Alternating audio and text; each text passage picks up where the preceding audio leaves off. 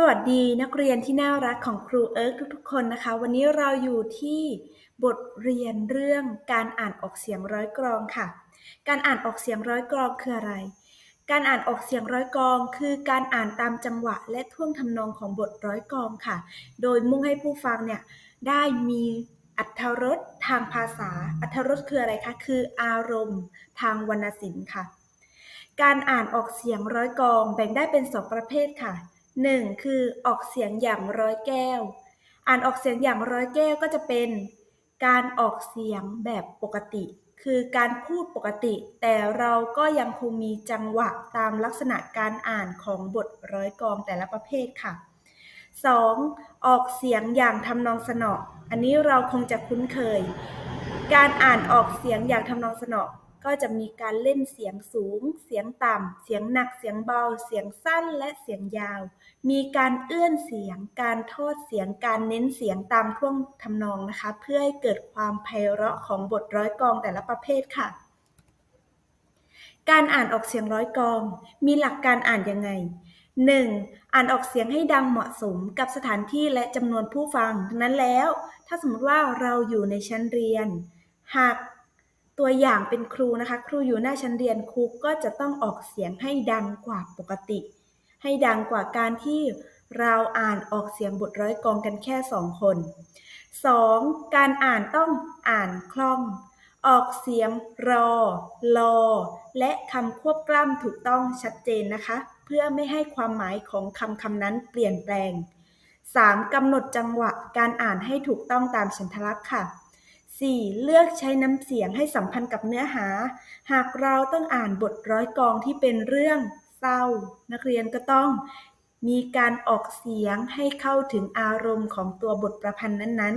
ๆ 5. อ่านด้วยความรู้สึกซาบซึ้งในคุณค่าของบทร้อยกลองแต่ละชนิดค่ะกลอนสุแล้วเราภามาพการอ่านออกเสียงกลอนสุภาพกันนะคะ8 คำประจำบอนอ่าน3 ตอนทุกวรรคประจักษ์แถลงตอนต้น3 ตอน2 แสดง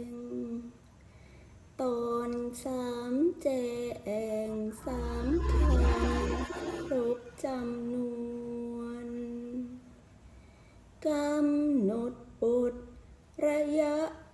กะสัมผัสให้ฟาดฟัดชัดความตามกระสวนวางจังหวะกะทำนองต้องกระบวนจึงจะชวนฟังสนอเพราะจับใจกลอนสุภาพเป็นอย่างไรบ้างคะกับการอ่านออกเสียงกลอนสุภาพจากที่นักเรียนสังเกตนะคะนักเรียนจะเห็นว่าจะมีการแบ่งวรรคอย่างเช่น3 2 3ค่ะถัดไปนักเรียนมาฟังโครงกันบ้างค่ะ7 วันเว้นดีซ้อมดนตรีอักขระ5 วันนี้เนิ่นช้า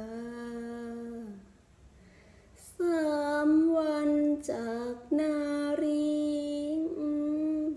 เป็นอื่นวันหนึ่งเวลางหน้าอับเศร้า4 โมง